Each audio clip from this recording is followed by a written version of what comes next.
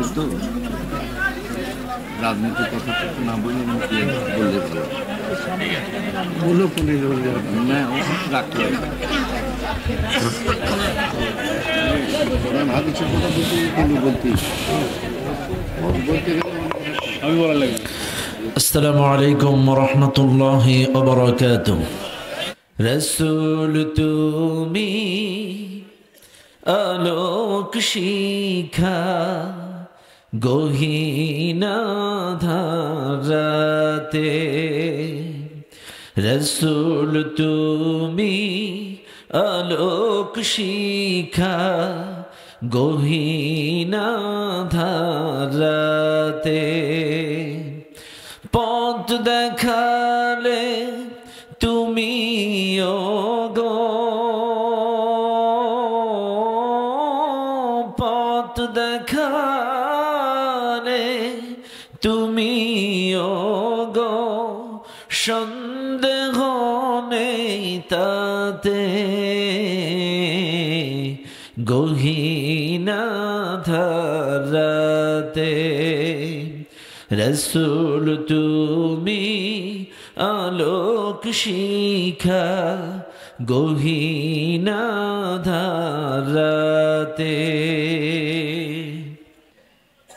তবে আমাদের দক্ষিণবঙ্গ যশোর এলাকায় এটা আবার ঐতিহ্যবাহী ধরে রাখছে। খেজুর গাছ যখন কাটে রস নেওয়ার জন্য একটা মাধ্যম, একটা উসিলা গাছের ওই আগায় পুঁতে দেয়। বলেন তো না ওইটার নাম কি? ফাতাল, ফাতা, ফাতা, ফাতা। আর যেই পাত্রটা দিয়ে রস ধরে এটার নাম কি? হাড়ি, হাড়ি, হাড়ি। ঠিক আছে। এখন আপনারা সবাই বলেন, এই হাড়িটা যদি ফাতা ছাড়া এক হাত ডাইনে পাতি কয়দিনে রস ভরবে? ভরবে না। এক হাত বামে যদি দেই, পেছনে যদি দেই, চাইলে কোন জায়গায় দেওয়া লাগবে? একেবারে মুখোমুখি। কথা ঠিক? ঠিক। ব্যাস। আপনাদের ভাষ্য অনুযায়ী ফাতার সামনেই মুখ বরাবর যদি এই কলসটা বা হাড়িটা দেওয়া হয় তাহলে রস যায়। ডানে বামে পেছনে দিলে রস যায়। আজকের এই মাহফিলের স্টেজটা একটা খেজুর গাছ। আমরা যারা ওয়াজ করি বক্তা, আমরা হলাম ফাতা, আর আপনারা যারা নিচে বসে আছেন আপনারা হলেন হাড়ি। এইবার বলেন, হাড়ি যদি 1.5 কিলোমিটার পিছনে দাঁড়ায় থাকে কয়দিনে রস পাবে? আস্তে কন। রস যাবে? হেরা রস পাবে? তাহলে কোন জায়গায় আসা লাগবে? খিল বরাবর আসা লাগবে না? ফাতা বরাবর আসা লাগবে? জ্ঞানী মানুষ ইশারায় বোঝে। যারা খাড়ায় আছেন, কোরআনের রস যদি নিতে চান আল্লাহর হস্তে, কত রাত কত দিকে কাটাইছেন, Facebook, social media, YouTube, WhatsApp, Messenger, কথা বলে কাটিয়েছেন বান্ধবীর সাথে। একটা দিন আল্লাহর জন্য শেষ দিন, পঞ্চম দিনের শেষ রজনী, আল্লাহর হস্তে একটা দিন শেষবারের মতো অনুরোধ করছি মুসাফির মানুষ, কিছুক্ষণ অন্তত আপনারা এই মাহফিলে বসে যান। যারা দাঁড়িয়ে আছেন আমাদের ডান দিকে অনেক জায়গা আছে, আপনারা দয়া করে সবাই বসে যান। যে যেখানে পারেন ডান দিকে, বাম দিকে, সামনের দিকে, যেভাবে পারেন বসে যান। তবে আপনাদের 5 দিন ব্যাপী মাহফিল অনুযায়ী সাউন্ড সিস্টেমটা সেই হয়নি, কিচ্ছু নিজস্ব, সব নিজস্ব। কি চালাক কমিটি, কারোর টাকা দিবে না। হ্যাঁ, আলহামদুলিল্লাহ বলেন। এইরকম কমিটি কিন্তু দেখা যায় না। তবে আপনাদের কিছু সাউন্ড সিস্টেম, মেশিন টেশিং ভালো, হরেন টরেন ভালো আর কি। কিন্তু আপনাদের সাউন্ড বক্স, মনিটর, যেহেতু বড় প্রোগ্রাম, একটা কথাও টানতেছে না, জোর করে ঠেলে দিতে হচ্ছে। কথা এক বিঘাত আগের থেকে বা দূর থেকে যখন কথা নিজে নিজে টেনে নেয় তখন কিন্তু বক্তার কষ্ট হয় না। বক্তা রিল্যাক্সে কথা বলতে পারে। আর যখন মাইকে ঠেলে দিতে হয় কথা, তখন বক্তা এই দিকে প্রেসার দেবে না শ্রোতার দিকে প্রেসার দেবে। কাজী আপনাদের নেক্সট টাইমে, যেহেতু এবছরের মতো শেষ দিন, আর শুধরানোর সুযোগ নাই। আগামীতে ইনশাল্লাহ অবশ্যই সাউন্ড সিস্টেমস, দুই সাইডে সাউন্ড বক্স, মনিটর, যাতে বক্তার কোনো কষ্ট না হয়। আর অভিজ্ঞ একজন মনিটরিং বা অভিজ্ঞ একজন যিনি এখানে টেকনিশিয়ান, ওনাকেও লাগবে। কাজী মাহফিল অনুযায়ী কিন্তু সাউন্ড সিস্টেম হয়নি। এটা আমি কেন, যে কেউ বক্তা আসলে বলবে, বড় বক্তা আমার সাইডে যারা আসবে এরা তো রাগ করেই বসবে, কিন্তু নিজেদের বলে আমি কিছু বলতে পারছি না। কথা, আমার সাথে থাকবেন তো ইনশাল্লাহ? কারা কারা থাকবেন না দুহাত তোলেন। থাকবেন না আপনারা? আমি কিন্তু মাঝে মাঝে একটু উলট পালট করবো, শুনতেছেন না ঘুমাইতেছেন? থাকবেন ইনশাল্লাহ? আল্লাহ আমাদের সকলকে কবুল করুন। চিৎকার মেরে বলেন আল্লাহুম্মা আমিন। মনে রাখবেন, এখানে আসলে লাভ না লস? আরো জোরে, কি লাভ? কি লাভ? একটা ছোট্ট হাদিস বলেই আমার মূল বক্তব্য শুরু করব। আম্মা জান আয়েশা সিদ্দিকা রাদিয়াল্লাহু আনহা, তিরমিজি শরীফের হাদিস, ঘরের মধ্যে বসে কাপড় সেলাই করছে। হঠাৎ তিনি বাইরের দিকে খেয়াল করে দেখে বিশ্বনবী তার রুমের দিকে আসতেছে। আম্মা জান আয়েশা লক্ষ্য করলেন, আকাশ থেকে মুষলধারায় বৃষ্টি বর্ষণ হয়ে নবীজির গোটা দেহ মুবারক ভিজে যাচ্ছে। এ দৃশ্য দেখে আয়েশা সিদ্দিকা রাদিয়াল্লাহু আনহা পূর্ব প্রস্তুতি গ্রহণ করলেন। নবীজি যখন আমার রুমের মধ্যে আসবে, আমি আমার কাপড় দিয়ে নবীজির দেহটা সুন্দর করে মুছায়া দেব। কিছুক্ষণের মধ্যে নবীজি আয়েশার রুমের মধ্যে ঢুকলেন। আম্মা জান আয়েশা নবীজির মুখে, নবীজির বুকে, নবীজির পিঠে, হুজুর আমি কি তাহলে ভুল দেখলাম? নবীজি বলে, আয়েশা রে, তুমি যেই দৃশ্যটা দেখছো দৃশ্যটা ভুল নয়, দৃশ্যটা সত্য। কিন্তু শুনে নাও আয়েশা, যেই দৃশ্য তুমি দেখেছো, আমার কাছে একটু আগে আল্লাহর কোরআন নাজিল হয়েছিল। এই কোরআন নাজিল হওয়ার পরে কোরআনের বরকতে আমার উপরে আল্লাহর রহমতের বর্ষণ, রহমতের ফোঁটা বর্ষণ হচ্ছিল। এটা বর্ষণ হতে হতে আমি বাড়ির দিকে আসছিলাম। এই দৃশ্য তুমি দেখেছো ও আয়েশা? এটা আকাশের কোনো বৃষ্টির ফোঁটা, পানির ফোঁটা ছিল না। এটা আল্লাহর কোরআনের বরকতে, কোরআন নাজিলের বরকতে আল্লাহর রহমতের ফোঁটা ছিল। আম্মাজান আয়েশা শুনে খুশি হলেন, শুকরিয়া আদায় করলেন। এবার বললেন, ইয়া রাসূলুল্লাহ, আপনি তো চিরকাল চিরদিন এই পৃথিবীতে থাকবেন না, আজ হোক কাল হোক এই পৃথিবী থেকে আপনি চিরবিদায় নিয়ে পরপারে চলে যাবেন। ইয়া রাসূলুল্লাহ, আপনার কাছে জানতে চাই, আজকে আপনার উপরে যেই রকম রহমতের বারিধারা, রহমতের ফোঁটা যেমন বর্ষণ হলো, আপনার ইন্তেকালের পরেও আম্মা আপনার উম্মতের উপরে এই জাতীয় রহমতের ফোঁটা কখনো পড়বে কিনা, আর পড়লেও সেটা কোন কারণে, দয়া করে আমাকে একটু জানান। নবীজি ডাক দিয়ে বলেন, আয়েশা রে, আমার উপরে যেই রকম রহমতের ফোঁটা তুমি বর্ষণ হতে দেখেছ, একই রকম রহমতের ফোঁটা আমার উম্মতের পরেও, আমার ইন্তেকালের পরে আমার উম্মতের উপরে কিয়ামত পর্যন্ত বর্ষণ হবে। তখন আমার উম্মতগুলা যখন দলে দলে, গায়ে গায়ে, ঐক্যবদ্ধভাবে কোন মাজলিসে বসে কোরআন সুন্নাহর আলোচনাটা মনোযোগ সহকারে কান দিয়ে মন দিয়ে শুনবে, যতক্ষণ কোরআন শুনবে, আজকের মতো রহমতের ফোঁটা তাদের উপরে বর্ষণ হবে।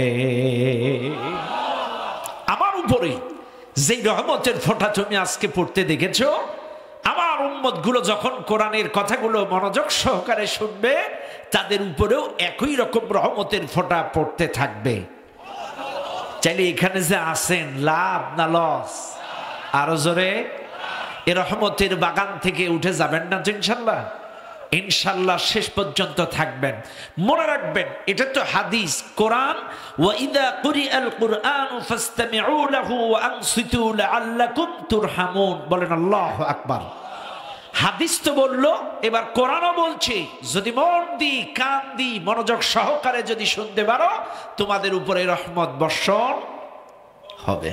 তাহলে দুই দিক দিয়ে আমি দলিল দিলাম, এই মুহূর্তে আমরা রহমতের বাগানে আছি, রহমতের ফোঁটা আমাদের উপরে বর্ষণ হচ্ছে।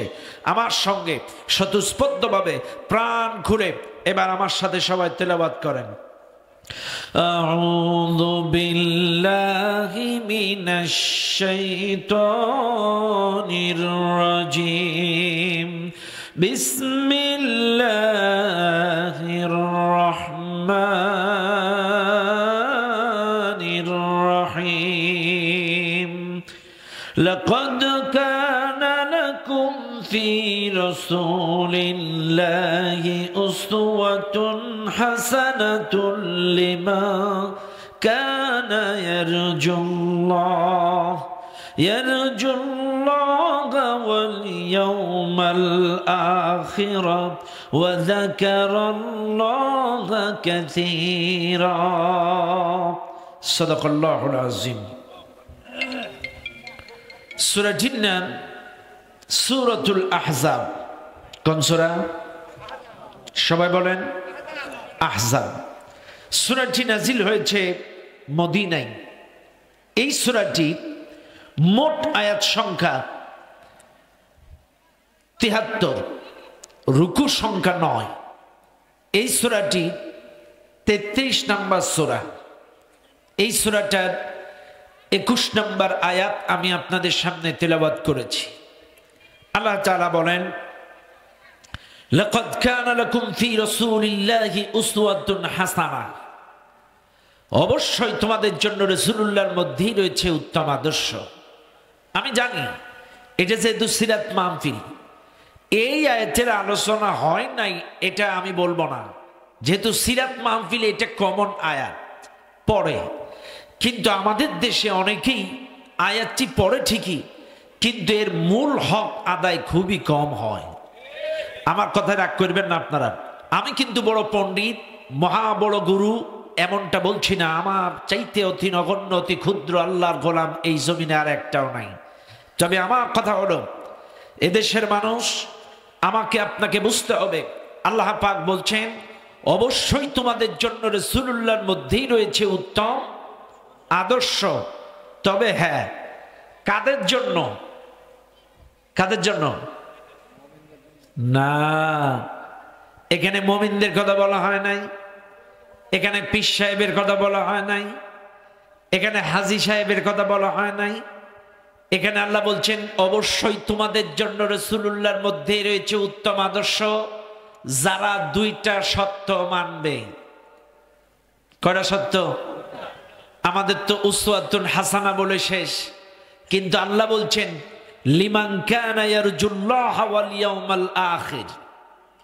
যারা শেষ দিবসের প্রতি আশা পোষণ করে, আমাকে আল্লাহর সামনে দাঁড়াতে হবে, কিয়ামতে উঠতে হবে, রবের সামনে আমাকে জবাবদিহি করা লাগবে, এই শেষ দিবসের আশা পূরণ করে। এবং ২ নাম্বার, ওয়া যাকারাল্লাহা কাসীরা, অধিক পরিমাণ আল্লাহকে স্মরণ করে।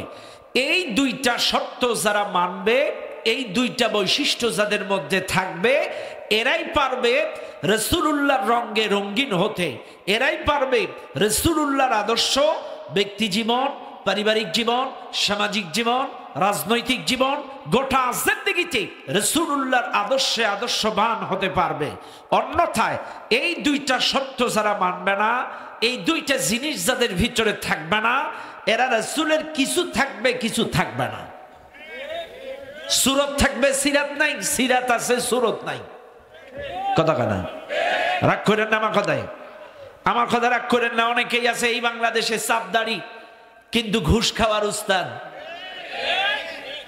রাসূলের সুন্নাত আছে, কিন্তু কি নাই বলেন তো? কিয়ামতে জবাবদিহি করার মতো আশা তার। লিমান কানা ইয়ারজুল্লাহ ওয়াল ইয়াউমাল আখির, আমাকে যে আল্লাহর সামনে দাঁড়াতে হবে, কিয়ামতে আল্লাহর সামনে আমাকে জবাবদিহি করা লাগবে, এই ভয় যদি থাকতো কি ঘুষ খাইতে পারত? আস্তে কর পারত?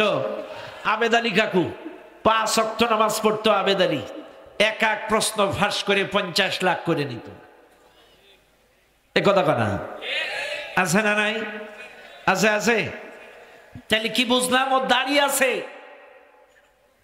কিন্তু কিয়ামতের ভয় আখেরাতে আল্লাহর সামনে দাঁড়ানোর কোনো আশা নাই। এদেশে অনেক মানুষ হজ করেছে, টুপি আছে, পাঞ্জাবি আছে, কিন্তু এই দুইটা সত্য না মানার কারণে একটু খেয়াল করেন। এক নাম্বার, আপনাকে আমাকে কিয়ামতে যে দাঁড়ানো লাগবে এতে কোনো সন্দেহ আছে? সবাই বলেন আছে? ওঠা যে লাগবে এটা সন্দেহ নেই। ইন্নাস সাআতা লাআতিয়াতুন লা রাইবা ফিহা ওয়ালাকিন্না আকসারান নাসি লা ইউমিনুন ইয়াসআলুনাকা আনিস সাআতি আইয়ানা মুরসাহা ইন্নাল্লাহা ইনদাহু ইলমুস সাআহ। বারবার আল্লাহ বলছেন কিয়ামত হবে, কোনো সন্দেহ নেই। কিয়ামতের জ্ঞান আল্লাহ ভালো জানেন। তবে কিয়ামতে যে আপনাকে আমাকে উঠা লাগবে এটা স্পষ্ট মনে রাখবেন। সেদিন ফালিয়াউমা লা তুজলামু নাফসুন শাইআন ওয়া লা তুজজাউনা ইল্লা মা কুনতুম তা'মালুন। সেদিন কারোর প্রতি কোনো জুলুম করা হবে না, কোনো জুলুম হবে না। আপনি দুনিয়ায় যা করেছেন তার প্রতিদান পাবেন। দুনিয়ায় যদি আপনি নামাজ পড়েন, রোজা করেন, হজ করেন, যাকাত দেন, মানুষের কল্যাণে কাজ করেন, দুনিয়ায় যদি আল্লাহ আল্লাহর রাসূলের পথে চলেন, আপনার সেই প্রতিদান কিয়ামতে আপনি পেয়ে যাবেন। ফামান ইয়ামাল মিসকালা যাররাতিন খায়রান ইয়ারাহ ওয়া মান ইয়ামাল মিসকালা যাররাতিন শাররান ইয়ারাহ। যারা পরিমাণ ভালো কাজ করলেও সেটার প্রতিদান পেয়ে যাবেন, যারা পরিমাণ খারাপ কাম করলেও সেটার প্রতিদান পেয়ে যাবেন।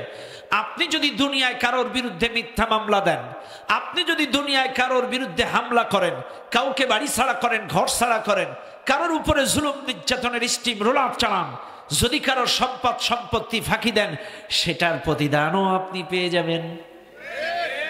কথা বুঝেন না আপনারা? যা করবেন তার ফল আপনি কিয়ামতে পেয়ে যাবেন। শুনে নেন দুনিয়ার মানুষ, এক নাম্বার আপনাকে কিয়ামতে আল্লাহর সামনে দাঁড়ানো রাখবে। এই চিন্তা আমার আপনার কলিজার মধ্যে যদি থাকে, আপনি কারোর সম্পদ সম্পত্তি ফাঁকি দিতে পারবেন না, কারোর উপরে জুলুম নির্যাতনের স্টিম রুলার চালাতে পারবেন না। শুনে নেন দুনিয়ার মানুষ, যে যা করেছেন করেছেন, এতদিন যা হয়েছে, আমার নবী সব সময় দোয়া করতেন, আল্লাহ আমাকে কিয়ামতের ময়দানে জুলুম মুক্ত জীবন নিয়ে ওঠো, জুলুম মুক্ত জীবন নিয়ে যেন আমি কিয়ামতে উঠতে পারি, জুলুম মুক্ত জীবন নিয়ে যেন কিয়ামতে উঠতে পারি। কিয়ামতের ময়দানে আমার বিরুদ্ধে যেন কেউ জুলুমের অভিযোগ দায়ের না করে, আমার বিরুদ্ধে কেউ যেন অভিযোগ না করে। আমার নবী বিদায় হজ করে আসার পরে মসজিদুন নববীতে আমার নবী সাহাবা আজমাইনদেরকে নিয়ে বললেন, ও আমার সাহাবারা, আমি যদি কাউকে কথার দ্বারা কষ্ট দিয়ে থাকি, জুলুম করে থাকি, তোমরা আমাকে আঘাত করে প্রতিশোধ নাও। কারোর সম্পদ সম্পত্তি যদি ফাঁকি দিয়ে থাকি, তোমরা আমার সম্পত্তিকে নিয়ে প্রতিশোধ নাও। কারোর উপরে যদি আমি জুলুম করে থাকি, আমার উপরে জুলুম করে তোমরা প্রতিশোধ নাও। কারণ কিয়ামতের ময়দানটাকে আমি বড্ড ভয় পাই। ওই মুসিবতের ময়দানে যেদিন আল্লাহর সামনে দাঁড়াবো, সূর্য মাথার উপরে চলে আসবে, জমিনটা পায়ের নিচে লাল বর্ণের তামা হয়ে যাবে। এই জমিনটা সূর্য মাথার উপরে মাত্র 1.5 হাত উপরে চলে আসবে। শুনে নেন রাজশাহীর মুসলমানেরা, যেই সূর্যটা আজকে জমিন থেকে আপনারা টের পান, জমিন থেকে আকাশে যেই সূর্যটা দেখেন, 9,30,00,000 মাইল উপর থেকে এই সূর্যটা একটা মুখ দিয়া তাপ দেয়। আবারও বলি, 9,30,00,000 মাইল উপর থেকে একটা মুখ দিয়ে তাপ দেয়। তাই সূর্যটার তাপ আমরা সহ্য করতে পারি না, এত প্রচন্ড তাপ, এত প্রচন্ড গরম। কিন্তু কিয়ামতের ময়দানে এই সূর্যটা মানুষের মাথার ডেরা। ও বাবাজি, মুরব্বী মুরব্বী আমার খুব ভালো মানুষ, আল্লাহ কবুল করুন, বলেন আমিন। বাজান যা বলবেন একটু আস্তে আস্তে খেয়াল করবেন আপনারা। সূর্য মাথার উপরে, পায়ের নিচে তামা। বাইরে সেদিন আল্লাহর সামনে দাঁড়াতে হবে। সেদিন আমার আপনার জীবনের সব আমলনামাগুলো আল্লাহর সামনে নিজের মুখে পড়তে হবে। এই মাহফিলে এমন লোক আছেন আপনারা জীবনের 1 বছরের আমলনামা এই মাইকে এসে পড়বেন? কেউ আছেন? কোন বাপের বেটা নাই 1 বছরের আমলনামা মাইকে বলতে পারবেন না? এমন সৎসাহস আমাদের কারণ নাই 1 বছরের আমলনামা মাইকে দাঁড়ায় এই লোকগুলোর সামনে বলতে। কিন্তু কিয়ামতে লক্ষ কোটি মানুষের সামনে আপনার হাতে আমলনামা তুলে দিয়ে আল্লাহ বলবেন, ইকরা কিতাবাক, পড়ো তোমার আমলনামা। কাফা বিনাফসিকা আল-ইয়াওমা আলাইকা হাসিবা, তোমার আমলনামা পড়ার জন্য তুমি যথেষ্ট। সেদিন আমলনামা হাতে তুলে দেবে লক্ষ কোটি মানুষের সামনে, আপনার নিজের কণ্ঠে পড়া লাগবে, নিজের কণ্ঠে আপনার আমলনামা পড়া লাগবে। এবার বান্দা যদি জেনা করে, ব্যভিচার করে, সুদ খায়, ঘুষ খায়, দুর্নীতি করে, পরকীয়া যদি করে, অনেক মানুষ আছে তারা আমলনামা পড়বে না। এরা বলবে, আল্লাহ এগুলো আমরা করিনি, তোমার ফেরেশতারা বাড়ায় বাড়ায় লিখছে। অনেকে চালাকি করবে, এগুলো আমরা করিনি। আল্লাহ বলবেন, ঠিক আছে, আমার ফেরেশতারা যদি বাড়ায় বাড়ায় লেখে, اليوم نختم على أفواههم وتكلمنا أيديهم وتشهد أرجلهم بما كانوا يكسبون।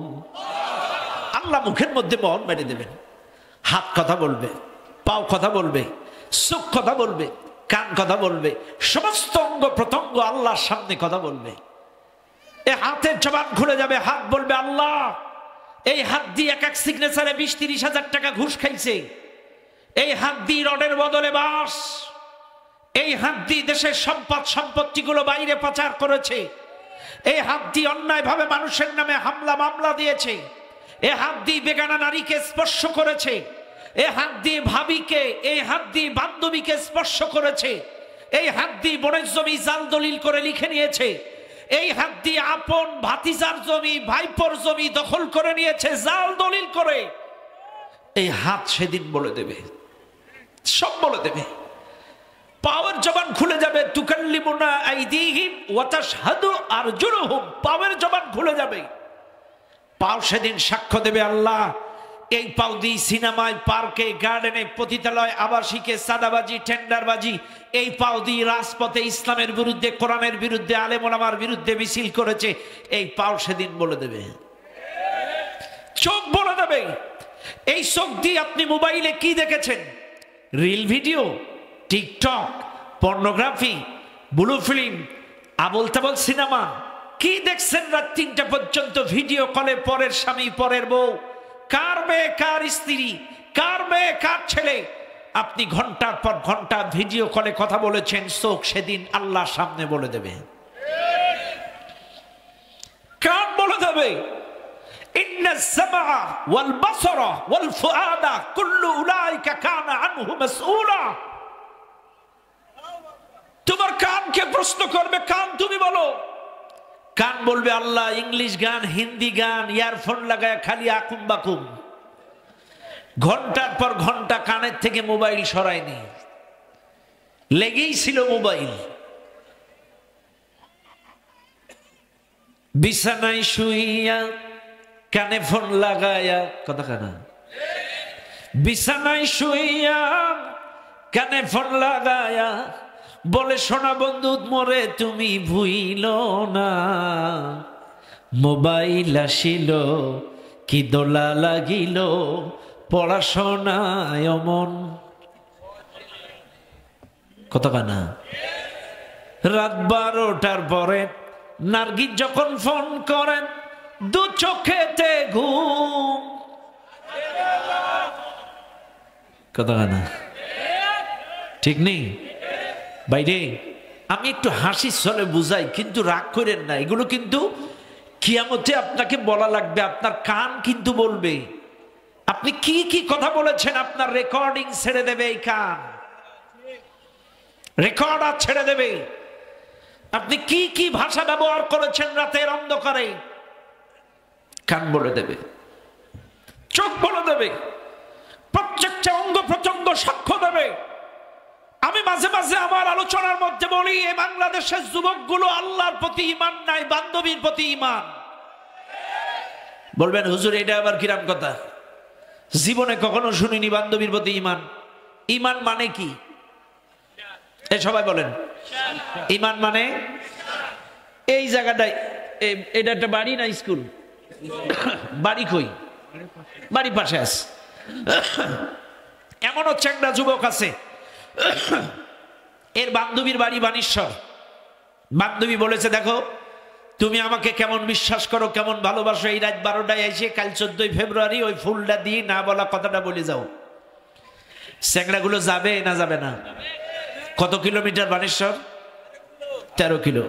চাইলে এই শীতের রাতে 13 কিলোমিটার দূরে বানেশ্বর যে ফুলটা দিবে।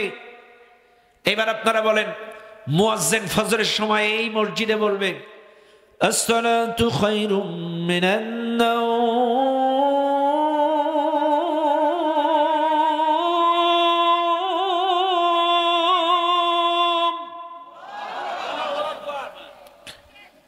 তোমার বান্ধবী ডাকলো, তুমি শীতের রাতে রাত 12টায় 12 কিলোমিটার 13 কিলোমিটার চলে গেলে, কিন্তু তোমার বাড়ির থেকে 500 গজ দূরে মসজিদ, তুমি আল্লাহর ডাকে মসজিদে গেলে না। এইবার আপনারা বলেন ঈমান কি বান্ধবীর বরে না আল্লাহর বরে? কথা ক্লিয়ার? কথা বুঝছেন? বিশ্বাস করলো কার উপরে? কথা কি বুঝেন আপনারা? আল্লাহ যে ডাকে হাইয়া আলাস সালাহ হাইয়া আলাল ফালাহ, এরা আল্লাহর ডাকে মসজিদে যায় না, কিন্তু বান্ধবীর ডাকে ওই লালপুরে কি পার্ক ওইটা? Green valley. গ্রিন ভ্যালি পর্যন্ত চলে যায় বান্ধবীর বিশ্বাসে, কতছ আল্লাহর বিশ্বাসে এই মসজিদে যাইতে পারে না। এখানে ডায়াবেটিসের রোগী আছেন কারা? ডায়াবেটিস লজ্জা পাওয়ার কিছু কারণ নাই, এটা এখন জাতীয় রোগ। হাত তোলেন, হাত নামান। ডাক্তার বলেছে আপনার ডায়াবেটিস 18 পয়েন্ট, দৈনন্দিন 5 কিলোমিটার হাঁটা লাগবে। এমনও ডায়াবেটিসের রোগী আছে ডাক্তারের কথা বিশ্বাস করে 5:30 থেকে 5 কিলোমিটার হাঁটে, কিন্তু 6টায় ফজরের জামাত মসজিদে যায় না। তাহলে বিশ্বাসটা আল্লাহর পরে না ডাক্তারের পরে? কথা কি ক্লিয়ার? বিশ্বাস কার উপর? অথচ রোগ ভালো করার মালিক কে? ওয়া ইযা মারিদতু ফাহুয়া ইয়াশফিন। তোমাদের রোগ হলে রোগ মুক্ত করি কে করেন? কে করেন? অথচ কপাল পোড়া মানুষ ডাক্তারের কথায় 5 কিলো হাঁটে, অথচ আল্লাহর ডাকে 6টায় ফজরের জামাতে হাজির হয় না। ও দুনিয়ার মানুষ, কথাই কথা বেড়ে যায়। 1 নাম্বার শর্ত হলো লিমান কানা ইয়ারজুল্লাহ ওয়াল ইয়াউমাল আখির, কিয়ামতে আল্লাহর সামনে দাঁড়ানোর আশা পোষণ করা, আখিরাতে আল্লাহর সামনে দাঁড়াতে হবে এই আশা পোষণ করবে, 1 নাম্বার শর্ত। 2 নাম্বার শর্ত ওয়া যাকারাল্লাহ কাসীরা, অধিক পরিমাণ আল্লাহকে স্মরণ করা। এবার আপনারা প্রশ্ন করবেন বুঝা এখন অধিক পরিমাণ স্মরণ করার অর্থ সপ্তাহে সপ্তাহে জিকির করে মসজিদের দেওয়াল কাঁপানো, সপ্তাহে সপ্তাহে না হয় ওরোজে ওরোজে যে জিকির করে মসজিদের দেওয়াল কাঁপানো। তা না হলে কি, শুনে নেন দুনিয়ার মানুষ, ওয়া যাকারাল্লাহ কাসীরা এর অর্থ শুধু সাপ্তাহিক জিকির নয়, এর অর্থ শুধু মসজিদে সুবহানাল্লাহ আলহামদুলিল্লাহ আল্লাহু আকবার এর অর্থ না। এর অর্থ হলো অধিক পরিমাণ স্মরণ করার অর্থ হলো মুমিন জিন্দেগির 24টা ঘন্টা সকল কাজে স্মরণ করবে কার? আরো জোরে বলেন কার? বাড়ি থেকে বের হচ্ছেন বিসমিল্লাহি তাওয়াক্কালতু আলাল্লাহ, যানবাহনে উঠছেন সুবহানাল্লাযী সাখখারা লানা হাযা ওয়া মা কুন্না লাহু মুকরিনিন ওয়া ইন্না ইলা রাব্বিনা লামুনকালিবুন। নৌকায় উঠছেন বিসমিল্লাহি মাজরিহা ওয়া মুরসাহা ইন্না রাব্বি লাগফুরুর রহিম। আপনি মসজিদে যাচ্ছেন আল্লাহুম্মা ইফতাহলি আবওয়াবা রাহমাতিক, বাথরুমে যাচ্ছেন আল্লাহুম্মা ইন্নী আউযু বিকা মিনাল খুবসি ওয়াল খাবাইস। আপনি ভাত খাচ্ছেন সেখানেও আল্লাহকে স্মরণ করেন বিসমিল্লাহি ওয়া আলা বারাকাতিল্লাহ। ও দুনিয়ার মানুষ, মুমিন জিন্দেগির ঘুম থেকে উঠে শুরু করে ঘুমানো পর্যন্ত 24 ঘন্টায় সকল কাজে স্মরণ করবে কার? এর নাম হচ্ছে ওয়া যাকারাল্লাহ কাসীরা। সব জায়গায় আল্লাহকে স্মরণ করতে হবে। এই 2টা সত্য যারা মানবে, আল্লাহ পাক বলছেন এরাই পারবে রাসূলুল্লাহর আদর্শে আদর্শবান হইতে।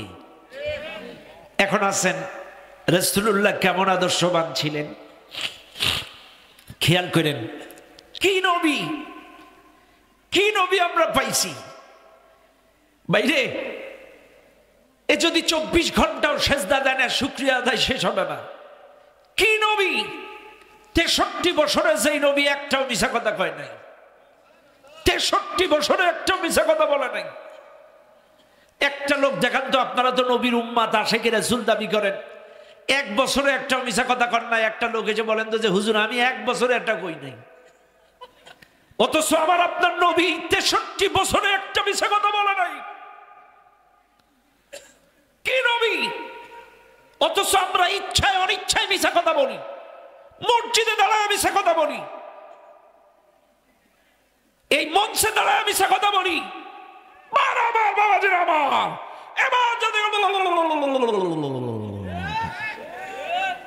হ্যাঁ, এই যে সামনে নির্বাচন আসতেছে, দেখবেন কত নামাজি দেখা যাবে একই আসরের নামাজ 2 পাড়ায়। কথা কন না? একই আসরের নামাজ 2 পাড়ায়। এরাও বুঝুক না যা নামাজি। আসলে কেউ আল্লাহর জন্য পড়লো? কিসের জন্য? ভোট কেনার জন্য। কারণ এই দেশের মানুষ ইসলামে দুর্বল। কথা কানা? কিন্তু আর একটা জিনিসেও দুর্বল আছে। আমার গবেষণায় 364 দিন এদেশের মানুষ, 364 না 4 বৎসর এদেশের মানুষ 4 বৎসর ঘরে দরজা, সিঁড়িতে দরজা, মুরগির কোঠায় দরজা, বাথরুমে দরজা, সব জায়গায় তালা তালা তালা তালা। ঘরে তালা, সিঁড়ি ঘরে তালা, বাউন্ডারিতে তালা, পাঁচিলে তালা, মুরগির কোঠায় তালা, সব জায়গায় তালা। কিন্তু নির্বাচনের আগের রাত্রে সব দরজা খোলা। হ্যাঁ, কেডা কোন জায়গার থেকে হাদিয়া নিয়ে আসবে? কথা হয় না? আপনাদের দিকের লোক এত খারাপ না, এদিকেও খারাপ। আচ্ছা, আপনাদের কাছে আমার একটা প্রশ্ন, বলেন তো এই জায়গার 1 কাঠা জমির দাম কত? কত? 1 লক্ষ। রাজশাহী শহরে 1 কাঠা কত? 1 কোটি। রাজধানী ঢাকায় 1 কাঠা কত? এবার বলেন জান্নাতের 1 কাঠা কত? হ্যাঁ, হিসাব আছে কোনো? চাইলে আপনাদের কাছে সহজ হিসাব দেই। এখানে 1 লাখ, ওখানে 50, ওই রাজধানী ঢাকায় 1 কোটি, জান্নাতের হিসাব। ভাইরে, চাইলে আপনি যেই ঈমান দিয়ে জান্নাতের জমি ক্রয় করবেন, সেই ঈমান যদি নির্বাচনের আগে রাত্রে 500 টাকা 1 প্যাকেট বিড়ি 1 কাপ চাই যদি বিক্রি হয়, ওই ঈমানদারের জন্য ওই জমি? তাই মনে করেন? যে ঈমান 500 টাকায় বিক্রি হয়, যে ঈমান 1 কাপ লাল চাই বিক্রি হয়, যে ঈমান একটা শাড়িতে লুঙ্গিতে বিক্রি হয়, আল্লাহর কসম জান্নাতের ওই জমি তাদের জন্য বরাদ্দ করা হবে না। আপনারা কি আবেগে বললেন না বিবেক দিয়ে বললেন? তাইলে 2 হাত দেখান, আমরা এই কালো টাকা হাত দেব না। বলেন ইনশাআল্লাহ। হাত নামান, আল্লাহ কবুল করুন, বলেন আমিন। সম্মানিত ভাইরা আমার, কি নবী আমার! আসুন আজকে আমি রাসূলুল্লাহর আদর্শ আপনাদেরকে একটু বোঝানোর চেষ্টা করি। মুসলমান, এমন একজন নবী আমরা পেয়েছি, এমন কোন দিক নাই যেই দিকটা আমার নবী আপনাকে আমাকে শিক্ষা দেন নাই। তিনি আদর্শবান স্বামী, তিনি আদর্শবান পিতা, তিনি আদর্শবান রাষ্ট্রনায়ক, তিনি আদর্শবান বিচারক, আদর্শবান প্রতিবেশী, আদর্শবান নেতা। কেমন নবী ছিলেন আমার!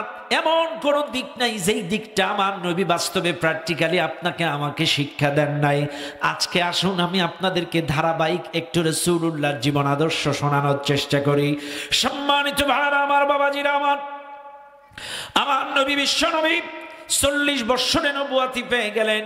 40 বৎসরে নবুয়াতি পাওয়ার পরে আমার নবীকে আল্লাহ পাক 7 দফা কর্মসূচি দিয়ে দুনিয়ায় পাঠালেন। হুয়াল্লাযী বা'আথা ফিল উম্মিয়্যিনা রাসূলাম মিনহুম ইয়াতলু আলাইহিম আয়াতিহি ওয়া ইউযাক্কিহিম ওয়া ইউআল্লিমুহুমুল কিতাবা ওয়াল হিকমা। আল্লাহ 4 দফা কর্মসূচি দিয়ে আমার নবীকে এই দুনিয়ার মধ্যে প্রেরণ করলেন। 1 নম্বর কর্মসূচি ছিল আল্লাহর কিতাবের আয়াতগুলো তেলাওয়াত করে শোনানো। এই কিতাবের আয়াতগুলো তেলাওয়াত করে এই দুনিয়ার মানুষদেরকে শোনানো। শুনে নেন রাজশাহীর মানুষ, আমার নবী মক্কাবাসীর কাছে চলে গেলেন। মক্কারবাসীর কাছে যাওয়ার পরে প্রাথমিক পর্যায়ে মক্কার মানুষদের কাছে আল্লাহর নবী প্রকাশ্যে দাওয়াত দিতে পারেন নাই। আমি আবারও বলি, আমার নবী প্রকাশ্যে দিন প্রচার করতে পারেন নাই। প্রাথমিক পর্যায়ে তিনি গোপনে গোপনে গোপনে গোপনে দিন প্রচার করেছেন, সত্য প্রচার করেছেন। মানুষের কাছে দ্বীনের দাওয়াত গোপনে গোপনে আমার নবী পৌঁছে দিয়েছেন। খেয়াল করবেন মুসলমানেরা, এই 3 বছর তিনি প্রকাশ্যে দিন প্রচার করতে পেরেছেন। 16 বছরে আপনারা প্রকাশ্যে কোরআনের হক কথাগুলো বলেছিলেন, পারছিলেন? খবরদার, সত্য কথা বলবেন। এই 16টা বছরে দারসুল কোরআন ডাইরেক্ট কোন মসজিদে দারসুল কোরআন চলতে দেন নাই।